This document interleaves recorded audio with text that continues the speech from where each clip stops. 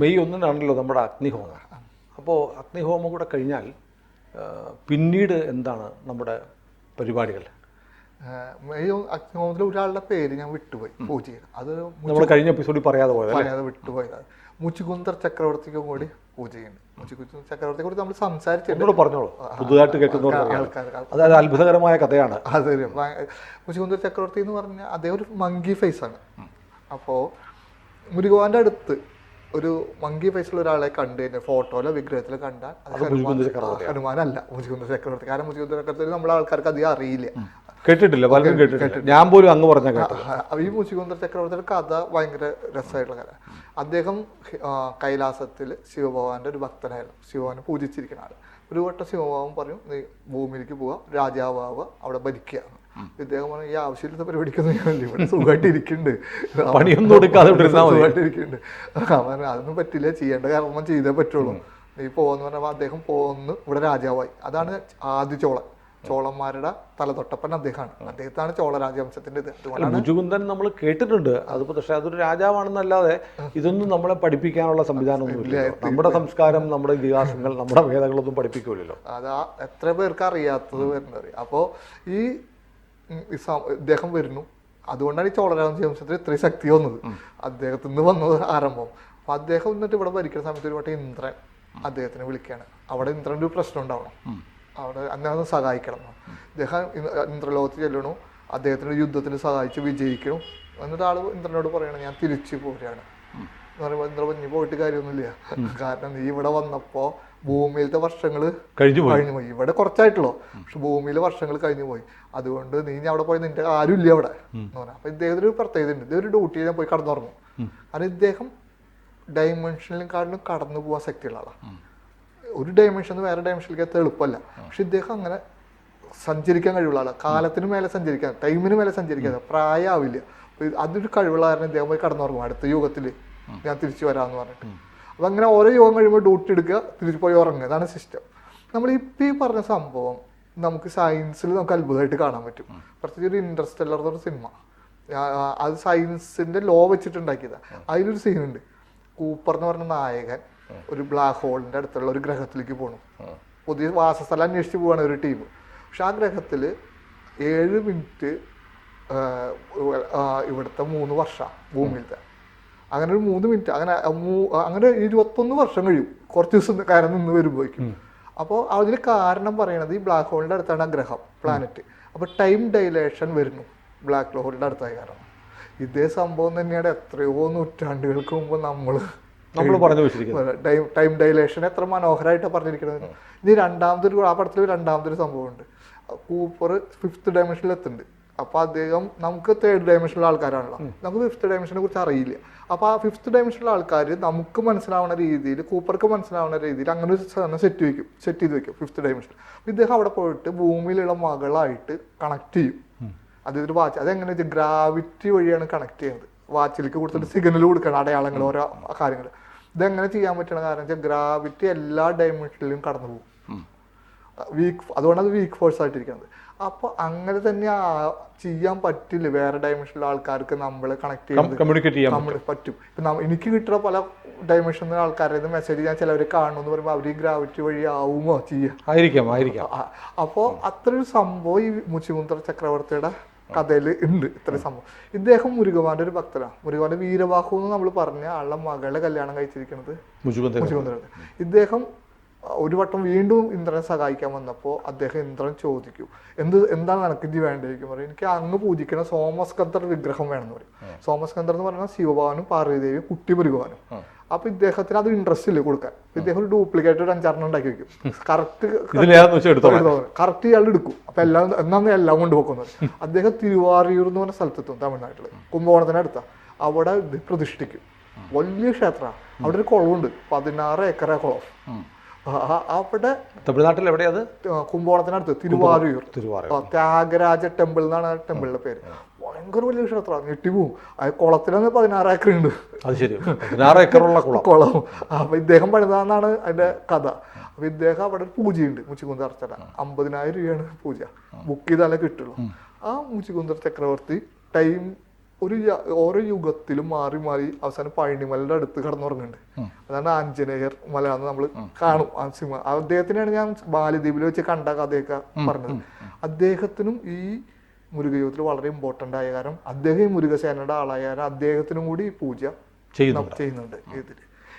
ഈ പൂജ കഴിഞ്ഞ് അങ്ങ് ചോദിച്ച അടുത്ത പ്രോഗ്രാം അല്ല, നമ്മൾ ഇടയ്ക്ക് പറയുമ്പോൾ ഇതൊക്കെ കഥയല്ലേ എന്ന് പറയും. ഇപ്പോൾ നേരത്തെ നമ്മൾ പറഞ്ഞ ഈ മറ്റ് ഡയമെൻഷനുകൾ അല്ല കാലം എന്നൊക്കെ പറയുന്നത് അത് ശാസ്ത്രീയമായി തെളിയിക്കപ്പെട്ടിട്ടുണ്ട്. സയൻസിലെ ഈ സ്ട്രിങ് തിയറി, എം തിയറി എന്നൊക്കെ പറഞ്ഞുള്ള തിയറികളുണ്ട്. അതായത് നമുക്ക് 3 ഡയമെൻഷൻ ത്രിമാനവ കാണാൻ പറ്റുള്ളൂ. 4th ഡയമെൻഷൻ തൊട്ട് 11 ഡയമെൻഷൻ വരെ ഉണ്ടെന്ന് ശാസ്ത്രജ്ഞന്മാരിപ്പോൾ പറയുന്നുണ്ട്, സ്ട്രിങ് തിയറിയിൽ പറയുന്നുണ്ട്. ചില സ്ഥലങ്ങളിലൊക്കെ ചെല്ലുമ്പോൾ ചില ആളുകളെ കാണാതെ പോകും. അവർ അവിടുന്ന് അടുത്ത ഡയമെൻഷനിലേക്ക് കയറാനുള്ള ഒരു ഗേറ്റ് വേ അവിടെയാണ്. അവിടെ നിന്ന് അവർ അടുത്ത ലോകത്തേക്ക് പോയി എന്നൊക്കെയാണ് പറയുന്നത്. ഇപ്പോൾ ഐൻസ്റ്റീൻ്റെ തിയറി അനുസരിച്ച് തന്നെയാണെങ്കിൽ തന്നെ പ്രകാശവേഗത്തിൽ നമ്മൾ സഞ്ചരിച്ചാൽ ടൈം നിശ്ചലമാണ്, ടൈമില്ല. അപ്പോൾ നമ്മളിവിടുന്ന് ഇപ്പോൾ 1070 പ്രകാശ വർഷങ്ങൾക്ക് അകലെയോ മറ്റോ ആണ് നമ്മുടെ നക്ഷത്രമുള്ളത്. നമ്മളിവിടുന്ന് 1070 വർഷം വേണം അവിടെ എത്താൻ. പക്ഷേ അത് പ്രകാശത്തിൻ്റെ വേഗത്തിൽ പോയാൽ നമുക്ക് 25 വയസ്സിൽ ഒരാൾ പോയാൽ അവിടെ 1070 വർഷം കഴിഞ്ഞ് ചെല്ലുമ്പോഴും അയാൾക്ക് 25 വയസ്സായിരിക്കും. പക്ഷേ ഇവിടെ ഭൂമിയിൽ 1070 വർഷം കടന്നു പോയിരിക്കും. അപ്പോൾ ഇതൊക്കെ ശാസ്ത്രീയമായി തെളിയിക്കപ്പെട്ടിട്ടുണ്ട്. പ്രകാശത്തിനേക്കാൾ വേഗതയുള്ള ടാക്യോൺസ് ഡോക്ടർ ECG സുദർശൻ കണ്ടുപിടിച്ചിട്ടുണ്ട്. പക്ഷേ അതൊക്കെ ഉപയോഗിക്കുന്ന ഒരു വാഹനം നമുക്കായിട്ടില്ല. ശബ്ദത്തിനേക്കാൾ വേഗത്തിൽ പോകുന്ന വിമാനങ്ങളുണ്ട്. പ്രകാശവേഗത്തിൽ മനുഷ്യന് പോകാൻ പറ്റിയാൽ സമയം നിശ്ചലമായി പോകുമെന്ന് പറയും. അവിടെയാണ് ഈ ഡാർക്ക് മാറ്ററിന്റെ ഡാർക്ക് എനർജിയുടെ പ്രത്യേകത. അത് നമ്മൾ എന്ന് ഉപയോഗം തുടങ്ങാൻ പറ്റുമോ അന്നോട്ട് ഈ ശാസ്ത്രത്തിന്റെ മൊത്തം ഭൂമിയുടെ മോശമായി മാറും. നമ്മൾ ഈ ഗോളാന്തര യാത്രകൾ വളരെ ഈസി ആയിട്ട് പോകും. ഈ ഗ്രാവിറ്റിനെ കുറിച്ച് കൂടുതൽ മനസ്സിലാക്കി അതിന് മനസ്സിലാക്കാൻ ശ്രമിക്കുള്ളൂ. ഇതൊക്കെ ഭയങ്കര ഇതായിട്ട് വരും. ഇത്തരം രീതികളിലൂടെ നമ്മൾ പുതിയ തലമുറയ്ക്ക് നമ്മുടെ കഥകൾ കൊണ്ടെത്തിച്ചു കഴിഞ്ഞാൽ കൂടുതൽ അവർ സ്വീകരിക്കപ്പെടും. കാരണം നമ്മുടെ വീട്ടുകാർ ശ്രദ്ധിക്കണം. കാരണം ലഹരിയുടെ ഉപയോഗം വളരെ നമ്മളിതിപ്പോൾ നമ്മൾ സംസാരിച്ചുകൊണ്ടിരിക്കുമ്പോൾ ചാനലിൽ പോകുന്ന ലഹരിയുടെ വാർത്തയാണ്, സിനിമാക്കാരുമായി ബന്ധപ്പെട്ട ലഹരി വാർത്ത പോയിക്കൊണ്ടിരിക്കും. അത് നമ്മുടെ പല കുടുംബങ്ങളുടെ ഉള്ളിലെത്തി. ഇപ്പൊ അകലെയുള്ള സാധനമല്ല, എന്നെ വിളിക്കുന്ന എത്രയോ ആൾക്കാർ അവരുടെ മക്കള് ലഹരിയുടെ ഇതാന്ന് പറഞ്ഞു കിടപ്പ് മുറിക്കാത്ത ആന വന്ന് നിൽക്കുകയാണ്, ലഹരിയുടെ ആന. അത് അതിന്റെ ഗൗരവവും കാര്യവും നമ്മൾ മനസ്സിലാക്കുമ്പോൾ നമ്മൾ വിശ്വാസമൊന്നുമില്ല, നമുക്ക് ഇതിലൊന്നും മേനി നടത്തി കഴിഞ്ഞാൽ നമ്മുടെ ഉള്ളിൽ ഈ വക സാധനങ്ങൾ, നമ്മുടെ വിശ്വാസപരമായ കാര്യങ്ങൾ, നമ്മുടെ ചരിത്രം, നമ്മുടെ പുരാണങ്ങൾ, നമ്മുടെ ഇതിഹാസങ്ങളൊക്കെ പറഞ്ഞാൽ അതൊരു ലഹരിയായി മാറിയാൽ ഈ ലഹരിക്കൊന്നും പോവില്ല. അത് അവിടെയാണ് കൊടുക്കണത്. അവിടെ കൊടുക്കുമ്പോൾ അവിടെ നമ്മളൊരു ദേശീയത ലഹരിയായിട്ട് മാറിക്കഴിഞ്ഞാൽ ആ സാധനം കൊടുക്കണമെങ്കിൽ നമ്മുടെ ആ ഒരു പരമ്പരയിലേക്ക് അവരെ കൊണ്ടുവരാൻ വീട്ടുകാരെങ്കിലും ശ്രദ്ധിക്കണം. ശ്രദ്ധിച്ചില്ലെങ്കിൽ ഈ നേരത്തെ പറഞ്ഞ ആന കടപ്പൂരുടെ ഉള്ളിലുണ്ട്. എത്തി തുടങ്ങി. എത്ര ആൾക്കാർ എന്നെ വിളിക്കണവരുണ്ടറിയോ? ഓക്കെ, അപ്പോൾ അത് എത്തി കുടുംബത്തിനുള്ളിൽ. അപ്പോൾ അത് മാറണമെങ്കിൽ ചെറുപ്പത്തിൽ ക്യാച്ച് ചെയ്ത ചൈൽഡ് എന്ന് പറയുന്ന പോലെ അവർക്ക് ഈ സാധനങ്ങൾ അവർക്കറിയാവുന്ന ഭാഷയിൽ കൊടുത്ത് അവരൊരു ദേശസ്നേഹത്തിൻ്റെ അവിടേക്ക് എത്താൻ നമ്മൾ ഇത്തരം കഥകളും ചാണക്യനെ പോലത്തെ ആൾക്കാരും ഭഗവാന്റെ അനുഗ്രഹത്തിൽ ഉണ്ടാവണം. അപ്പോൾ അത് നമ്മുടെ ഒരു കാര്യമാണ്. അപ്പോൾ അത്രയൊരു സംഭവത്തിലൂടെ നടക്കുമ്പോൾ ഇപ്പം നമ്മൾ തമ്മിൽ ചർച്ചകളിലൊക്കെ നമ്മൾ ഏലിയൻസിനെ കുറിച്ച് കുറേ പറയുന്നുണ്ട്. അതിനുശേഷം എത്രയോ ന്യൂസുകൾ ഒരുപാട് ന്യൂസുകൾ. ഇന്നലെ ഒരു വാർത്ത വന്ന് കണ്ടില്ലേ? അതായത് സോവിയറ്റ് യൂണിയൻ ഉണ്ടായിരുന്ന സമയത്ത് സോവിയറ്റ് പട്ടാളക്കാർ നിൽക്കുന്നിടത്തേക്ക് ഒരു ഏലിയൻ്റെ വാഹനം വന്നു. അവരത് വെടിവെച്ചിട്ടപ്പോൾ അതിൽ നിന്ന് അവർ മിസൈൽ അയച്ച് തകർത്തു. അതിൽ നിന്ന് 5 പേര് താഴത്തേക്ക് വന്നു. അവർ ഈ സോവിയറ്റ് യൂണിയൻ്റെ പട്ടാളക്കാരെ ചുണ്ണാമ്പ് കല്ലുകളാക്കി മാറ്റി എന്ന് പറഞ്ഞ KGBയുടെ ഒരു രഹസ്യ റിപ്പോർട്ട് CIA ചോർത്തിയത് ഇപ്പോൾ ഡീക്ലാസിഫൈ ചെയ്ത് പുറത്തു വന്നിട്ടുണ്ട്. 2 ദിവസം മുമ്പ് വന്നതാണ്. അല്ല, അപ്പൊ എന്താ പറയാ, ഇത് ചെറിയ ആൾക്കാരല്ലല്ലോ പറയണത്. അതെ, KGBയുടെ രേഖ CIA ചോർത്തിയിട്ട് ഇപ്പോൾ പബ്ലിഷ് ചെയ്തിരിക്കുകയാണ്. അപ്പോൾ ഇത്ര ന്യൂസുകൾ ഒരുപാട് വന്നു. ഞാൻ പറഞ്ഞില്ലേ, അതൊക്കെ പോയി ചെല്ലുന്നത് നമ്മള് കുമാരികാണ്ഡത്തിന് പീപ്പിളിനെ കാണുന്ന ഒരു ലെവലിലേക്ക് ഉറപ്പായിട്ടും. അപ്പൊ നമ്മുടെ ഭാവി പരിപാടികൾ അതിലേക്ക് കടക്കുമ്പോൾ ഇതൊക്കെ കണക്റ്റ് ആണ്. കാരണം ഞാനിപ്പോ ഒരു ഇതിലെത്തുമ്പോൾ ഞാൻ മനസ്സിലാക്കിയത് എന്നെ ഏതൊരു പുതിയ മേഖലയ്ക്ക് കൊണ്ടുപോകണ പോലെ ഒരു ഫീലിംഗ് വന്നു തുടങ്ങി കുറച്ച് നാളായിട്ട്. അപ്പൊ ഞാൻ അതിലേക്ക് തയ്യാറാവണം. അത് പുതിയ ചുമതലകൾ പുതിയ രീതിയിലേക്ക് എത്തിക്കണമെന്നൊരു തോന്നുന്നു. അപ്പൊ ഞാൻ അതിന് തയ്യാറാവാൻ വേണ്ടിയിട്ട് അദ്ദേഹം എന്നോട് അതിന് തയ്യാറാവാനുള്ള ഡയറക്ഷൻ തന്നു.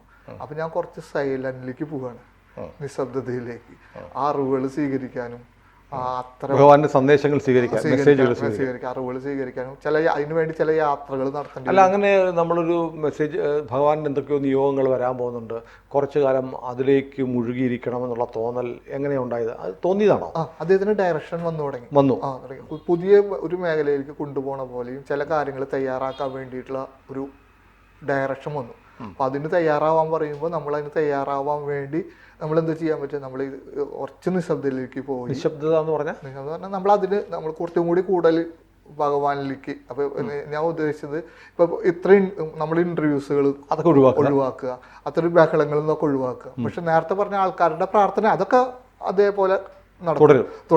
ആൾക്കാർക്ക് വേണ്ടിയുള്ള പ്രാർത്ഥന തുടരും. പക്ഷെ നമ്മുടെ ഒരു പരിപാടികളൊക്കെ ഇനി അടുത്ത ഒരു വർഷം കഴിഞ്ഞിട്ട് ഉണ്ടാവുള്ളൂ. അടുത്ത അഗ്നിയാഗം വരെ ഇനി പരിപാടികൾ അടുത്ത കൊല്ലം വരെ ഉണ്ടാവില്ല. പിന്നെ ഇത്ര ഇന്റർവ്യൂകൾ ഒഴിവാക്കുക, പിന്നെ അത്തരം കാര്യങ്ങളൊക്കെ ഒഴിവാക്കി കുറച്ചും കൂടി നമ്മൾ കോൺസെൻട്രേഷൻ, നമ്മുടെ ശ്രദ്ധ മൂർച്ച കൂട്ടുക മനസ്സിൽ. അപ്പൊ അദ്ദേഹത്തിന് ഈ കാലയളവ് ജോലിക്ക് പോകണ്ടേ? അതൊക്കെ ഇത്ര കൊല്ലം അങ്ങനെ തന്നെയാണ് നടന്നത്. മിക്കത് അടുത്ത കൊല്ലം ചിലപ്പോൾ VRSലേക്ക് ഞാൻ പോവുകയും ചെയ്യും. VRS എടുക്കാൻ ആലോചിക്കണം. പോവുകയും ചെയ്യും. അല്ല, ഞാനൊരു കാര്യം ചോദിക്കട്ടെ, അത് വളരെ പേഴ്സണലായ ചോദ്യമാണ്. ഇപ്പം നമ്മളിപ്പോൾ ഈ ഇത്തരം കാര്യങ്ങളൊക്കെ വ്യാപരിക്കുന്നു, അതിനുശേഷം ഓഫീസിൽ പോകുമ്പോൾ മറ്റുള്ളവരുടെ ഒരു ഇടപെടൽ എങ്ങനെയാണ്? അവർ ഞാൻ ഓഫീസിൽ ഒരിക്കലും എന്നെ കുറിച്ച് സംസാരിക്കല്ലേ. അല്ല, എന്തായാലും അവർ ചോദിക്കില്ലേ? ഞാൻ പരമാവധി വിഷയങ്ങൾ സംസാരിക്കും പണ്ടത്തെ. പക്ഷെ ഇപ്പം എല്ലാവർക്കും അറിയാം, നമ്മുടെ ഇന്റർവ്യൂസ് ഒക്കെ എല്ലാവരും കാണുന്നുണ്ട് എല്ലാവരും. പക്ഷെ അവിടെ ഞാൻ പെർഫെക്റ്റ് ആണ്. വർക്ക് പെർഫെക്റ്റ് ആണ്. പ്രത്യേകിച്ച് ഓഫീസ് ചാർജ് കിട്ടും. ചിലപ്പോൾ ഓഫീസ് ചാർജ് കിട്ടുമ്പോൾ നമ്മൾ കോൺഫറൻസുകൾ ഉണ്ടാവും മാസം. ആ കോൺഫറൻസിൽ പോകുമ്പോൾ നമ്മൾ അനലൈസ് ചെയ്യും.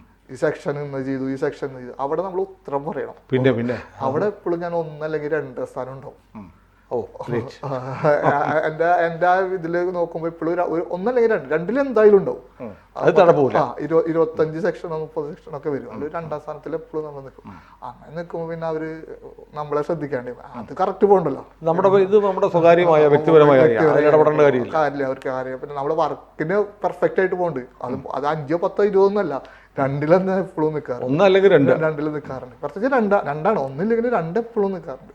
പിന്നെ അതങ്ങനെ പോകും. ഞാൻ അവിടെ സംസാരിക്കും. പക്ഷെ ഇപ്പൊ എല്ലാവർക്കും അറിയാം, കാര്യങ്ങളൊക്കെ അറിയാം. അത് കാരണം അവരാ എന്താ പറയാ, അവിടെ ഞാൻ പരമാവധി സംസാരിക്കില്ല ഇതിനെ കുറിച്ചിട്ട്. അല്ല, അവർ ചോദിക്കാതെ ഇരിക്കുക, അത് നല്ലതാണ്. അതിപ്പോ അവർ ചോദിക്കേണ്ട വിഷയമല്ല, നമ്മൾ പറയേണ്ട വിഷയം. ജോലി സ്ഥലത്ത് നമ്മൾ ജോലി ചെയ്യുക, അത് 2 തന്നെ കൊണ്ടുപോകും. രണ്ടും കൂടി ഉള്ള ടൈറ്റ്. നമ്മളിപ്പോ ലീവ് എടുക്കണമെങ്കിൽ ശനി ഞായറൊക്കെ നോക്കിയിട്ട് ലീവ് എടുക്കണം. അതെ. അപ്പൊ ഇന്ന് അവധി എടുത്ത് വന്നതായിരിക്കും അല്ലേ? മുടക്കണം. ഇതിന്റെ ഇടയിൽ ഒരു മുടക്ക് കിട്ടിയ അല്ല ഒരു ലീവ് ഉണ്ടെങ്കിൽ അത് ലീവ് ഇട്ടിട്ട് 3 ദിവസം പിടിച്ചിട്ടാണ് നമ്മൾ ഈ കാര്യങ്ങൾ ചെയ്യണത്. തവാങ്ങിന്ന് ഞാൻ പറഞ്ഞത് എത്ര മണിക്ക് അറിയാം വീട്ടിലെത്തണത്? 8:15 കാലത്ത്. ഇത്രയും 6 ആക്കി യാത്ര ചെയ്ത് ഗുവാഹട്ടിന്ന് ഫ്ലൈറ്റിൽ രാത്രി വന്ന് ബാംഗ്ലൂരിൽ നിന്ന് ഉറക്കൊഴിച്ച് അടുത്ത ഫ്ലൈറ്റ് കയറി പുലർച്ചെ നെടുമ്പാശ്ശേരി വീട്ടിലെത്തുമ്പോൾ 8:15. കുളിച്ച് 10 മണിക്ക് ഞാൻ ഓഫീസിൽ പോയി. കാരണം നമ്മള് ആ ക്ഷീണം വർത്തിരുന്ന ആ ലീവ് കഴിയും. ലീവ് തീരില്ല. നമുക്ക് പ്രത്യേകിച്ച് ലീവ് കൂടുതലൊന്നും തരുന്നൊന്നുമില്ല, എല്ലാവർക്കും നമുക്കുള്ളത്. അപ്പൊ ആ ലീവ് അല്ലാണ്ട് വേറെ ലീവ് ഒന്നുമില്ല. നമ്മള് രാജ്യത്തിന് വേണ്ടി രാജ്യത്തിന് വേണ്ടി ചെയ്യണമെന്ന് പറഞ്ഞ് പ്രത്യേക ലീവ് ഒന്നും ആരും തരണമൊന്നുമില്ല. ഉള്ള എല്ലാവർക്കുള്ള ലീവ്. അപ്പൊ നമ്മള് കാലത്ത് 10 മണിക്ക് എത്തിക്കാൻ അവിടെ ആ ജോലി കഴിഞ്ഞിട്ട് സാധാരണ വന്നു. ക്ഷീണമൊക്കെ നമ്മളെ ബാധിക്കണത്. പക്ഷെ അപ്പൊ നമ്മള് എക്സ്ട്രാ പണിയെടുത്തിട്ടാണ് ഇതൊക്കെ ചെയ്യണത്. ചോദിച്ചാരണം പറഞ്ഞത് മാത്രമല്ല, ആളുകൾക്ക് ചിലപ്പോ ആളുകൾക്ക് നേരിട്ട് ചോദിക്കാൻ. അപ്പൊ അതുകൊണ്ട് ഞാൻ ചോദിച്ചാൽ അവർക്ക് അറിയണം. അവർക്ക് കാണുമ്പോൾ ഓഫീസിലൊക്കെ പോകുന്നത് എങ്ങനെയാണെന്ന് ചോദിക്കാൻ പറ്റുമോ? ഞാൻ അവിടെ പറയാറൊന്നുമില്ല. കാരണം നമ്മുടെ പണി നമ്മൾ എടുക്കണ പണിയാണ്. അത് ഭഗവാനും ഞാനും തമ്മിൽ തീർക്കണത്. അവിടെ ഞാൻ ചെയ്യാറില്ല, മടി പിടിച്ചിരിക്കാറില്ല. പക്ഷെ എന്തെങ്കിലും വിഷമം പറയും, ഈ പണിയൊക്കെ എടുക്കുന്നുണ്ട് കേട്ടോ എന്നുള്ള രീതിയിലൊക്കെ കാണുന്നുണ്ട്, എല്ലാം കാണുന്നുണ്ട്. അതുകൊണ്ട് അടുത്ത കൊല്ലം VRS എടുക്കാനുള്ള ഒരു പരിപാടി ഉണ്ട്. അപ്പൊ അത് എടുത്തു കഴിഞ്ഞാൽ പിന്നെ കുറച്ചും കൂടി ഫ്രീ ആയിട്ട് എനിക്കിരിക്കാം. അപ്പൊ ഞാൻ പറഞ്ഞു വന്നത്, അപ്പോൾ കുറച്ചും കൂടി കൂടുതൽ അറിവുകളിലേക്കും കുറച്ചും കൂടി കൂടുതൽ എന്താ പറയുക ശ്രദ്ധ കേന്ദ്രീകരിച്ച് കുറച്ച് യാത്രകളുണ്ടാവും. പ്രാർത്ഥനകളൊക്കെ അത് കണ്ടിന്യൂ ചെയ്തു പോകും. പക്ഷെ പരിപാടികൾ ഒരു കൊല്ലം കഴിഞ്ഞിട്ടേ ഉണ്ടാവുള്ളൂ. ഇത്ര ഇന്റർവ്യൂകൾ ഉണ്ടാവില്ല. നമ്മൾ ചിലപ്പോൾ ഇനി ഒരു കൊല്ലം നമ്മൾ കാണും, സംസാരിക്കുന്നുണ്ടാവില്ല, പ്രേക്ഷകർക്ക് വേണ്ടി സംസാരിക്കുന്നില്ല. അപ്പോൾ അത്രയും ഒരു ഇതിലേക്ക് ഇറങ്ങുകയാണ്. അപ്പോൾ ഇറങ്ങുമ്പോൾ എന്താ പറയുക, കുറെ കാര്യങ്ങൾ എനിക്ക് കിട്ടാനുണ്ട് എന്നൊരു ഫീലിംഗ്. ഭഗവാന്റെ എന്തോ ഒരു വലിയ പദ്ധതി വരുന്നുണ്ട്. ആ പദ്ധതിയിലേക്ക് ഞാൻ തയ്യാറാവുക എന്നുള്ളതാണ്. മാനസികമായിട്ട് ശാരീരികമായിട്ട് തയ്യാറാവുക എന്നുള്ളതിലൊരു ഘട്ടമാണ്. അപ്പോൾ അദ്ദേഹത്തിന് മുമ്പിൽ ചെന്നിരുന്ന് വണങ്ങി അതിന് തയ്യാറാവുന്ന നിമിഷങ്ങളാണ് ഇനി വരാൻ പോകുന്നത്. അപ്പോൾ അവിടെ ഒരു കാര്യം കൂടിയുണ്ട്, അതെന്തായാലും ഇവിടെ പറയണം. രണ്ടാമത്തെ ബുക്കിന്റെ എഴുത്തും ഭഗവാന്റെ അനുഗ്രഹത്തിൽ ഞാൻ ആരംഭിക്കുക സമയത്ത് സെക്കൻഡ് പതിപ്പ് ഇത് ഇവിടെ പറയണം. ഇവിടെയാണ് സന്തോഷം. ഒരുപാട് പേര് എപ്പോഴും ചോദിക്കാറുണ്ട് സെക്കൻഡ് ബുക്ക് എപ്പോൾ വരുന്നു. അല്ല, ഞാനും ചോദിച്ചിരുന്നു.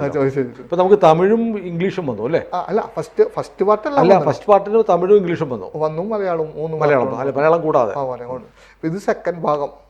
ഇത് അതിന് ശേഷമുള്ള എൻ്റെ അനുഭവങ്ങൾ എഴുത്തു ഈ ഒരു വർഷത്തിനുള്ളിൽ എഴുതി അടുത്ത കൊല്ലത്തോട് കൂടിയിട്ടൊക്കെ അത് നമുക്ക് ഒരുപാട് പതിപ്പുകളിലേക്ക് പോകണം. അതെ, ഉറപ്പായിട്ടും പോകും. എനിക്കൊന്ന് ആദ്യത്തെ പതിപ്പ് തന്നെ ഒരു പക്ഷേ 1000 കോപ്പി അല്ല, അതിൽ കൂടുതൽ അച്ചടിക്കേണ്ടി വരും, ഡിമാൻഡ് വരും. ഇപ്പം ഗ്രീൻ ബുക്സ് ആണല്ലോ ചെയ്യുന്നത്, അവർക്ക് പ്രസിദ്ധീകരിക്കുന്നതിന് മുമ്പ് തന്നെ ആളുകൾ ബുക്ക് ചെയ്യാൻ സാധ്യതയുണ്ട്. അത് ഉറപ്പായിട്ട് വരും, കാരണം അതൊരു എത്രയോ ആൾക്കാരെ ആഗ്രഹിക്കണം. അതെ അതെ അതെ. പിന്നെ 1-2 പേര് ഞങ്ങൾ നിശബ്ദത്തിലേക്ക് പോകാന്ന് പറയുമ്പോൾ ആൾക്കാർ നമ്മുടെ ആൾക്കാർക്ക് ഒരു ഞാൻ പറഞ്ഞാൽ അതല്ലല്ലോ, നമ്മൾ ഭഗവാൻ എന്ത് പറയണോ അത് ചെയ്യാന്നാണ് എൻ്റെ ഡ്യൂട്ടി. വർക്ക് ചെയ്യാൻ പറഞ്ഞാൽ വർക്ക് ചെയ്യുക, നിശബ്ദമാവാൻ പറഞ്ഞാൽ നിശബ്ദാവുക, നിർത്തി പോവാൻ പറഞ്ഞാൽ നിർത്തി പോവുക. ഇതൊക്കെ അദ്ദേഹത്തിന്റെ ഡയലോഗ്. ഇതിന് ഞാൻ തയ്യാറാവണം. ഓടാൻ പറഞ്ഞാൽ ഓടാനും, നിർത്താൻ പറഞ്ഞാൽ നിർത്താനും, മിണ്ടാനാ ശരി നീ ഒക്കെ പരിപാടിയൊക്കെ അവസാനിച്ച് പൊക്കോന്ന് പറഞ്ഞാൽ അതിനും തയ്യാറായിട്ട് വേണം നമ്മളിതിന് നിൽക്കാൻ. അപ്പോൾ ഒരു കൂടുതൽ, പക്ഷെ ഇത് ഞാൻ നേരത്തെ പറഞ്ഞ പോലെ ഒരു പുതിയൊരു ദൗത്യങ്ങളിലേക്കുള്ള ചുവടുവയ്പ്പാണ്, അതിന് തയ്യാറെടുപ്പ്. ഏതായാലും ഇത് അഗ്നി ഹോമം 30-31 തീയതികളിൽ 31 തീയതികളിൽ പഴനിയിൽ നടക്കുകയാണ്. അതോടുകൂടി എനിക്ക് തോന്നുന്നു രജിത് കുമാർ എന്ന് നമ്മൾ പറയുന്ന LMRയുടെ ക്യാപ്റ്റന് എന്തോ ഒരു വലിയ നിയോഗം ഭഗവാൻ ഏൽപ്പിച്ചു കൊടുക്കുന്നതിൻ്റെ ഒരു സമാരംഭം കൂടിയാണ് ഈ ഹോമം. അപ്പോൾ എല്ലാ ഭക്തജനങ്ങളെയും നമുക്ക് അവിടെ കാണാം. എല്ലാവർക്കും ഭഗവാൻ മുരുകൻ്റെ ദേവസേനാധിപതിയുടെ അനുഗ്രഹം ഉണ്ടാവട്ടെ. അതിനുശേഷം ഇനിയിപ്പോൾ ശകലൊരു വിഷമമുണ്ട്, ഒരുപക്ഷെ രജിജിയായിട്ട് ഇനി സംസാരിക്കാൻ 1 വർഷം കാത്തിരിക്കണമെന്നുള്ളത്. അപ്പോൾ നമ്മൾ ഈ നമ്മുടെ ഒരു 10-18 എപ്പിസോഡുകളാവുന്നു, അത് നമ്മൾ ഇനിയും തുടർന്നുകൊണ്ട് പോകും. പക്ഷെ അതിനൊരു ചെറിയ കാലവിളംബം ഉണ്ടാവുന്നൂടെ പറയുന്നു. പുതിയ അറിവുകളായിട്ടും പുതിയ വരികളും പുതിയ അനുഭവങ്ങളും ഒരുപാട് സംസാരിക്കാനുണ്ടാവും. പക്ഷെ നമ്മുടെ പല ആളുകളും പഴയ ചില എപ്പിസോഡുകൾ കണ്ടിട്ടില്ല. നമുക്കൊന്ന് പുറകിലോട്ട് പോയാൽ 1ാമത്തത് മുതലുള്ള കാണാൻ കഴിയും. അപ്പോൾ എനിക്ക് തോന്നുന്നു അതിനകത്തൊക്കെ വളരെ ത്രസിപ്പിക്കുന്ന അത്ഭുതകരമായ അനുഭവങ്ങളുടെ, നമ്മൾ ആ ശ്മശാനത്തിൽ പോയ കാര്യമൊക്കെ അങ്ങനത്തെ ഒരുപാട് ത്രില്ലിംഗ് ആയുള്ള അനുഭവങ്ങളിലൂടെയാണ് നമ്മൾ കടന്നു വന്നത്. അതെല്ലാം പറയുന്ന പഴയ എപ്പിസോഡുകൾ കാണാത്തവർ ഒന്ന് സമയം പോലെ അതൊന്ന് എടുത്ത് കാണണമെന്നുകൂടി പറയാം. കൂടുതൽ ഡീറ്റെയിൽസ്. അതെ, അപ്പോൾ പിന്നെ നമുക്ക് ഈ മൂവ്മെന്റ് എന്താണ് LMRക്ക് രജിജി ഭഗവാന്റെ ഒരു ക്യാപ്റ്റനായിട്ട് വന്നത് എങ്ങനെയാണ്, ഇവോൾവ് ചെയ്തത് എങ്ങനെയാണെന്നൊക്കെ ഒന്ന് മനസ്സിലാക്കാൻ പറ്റും.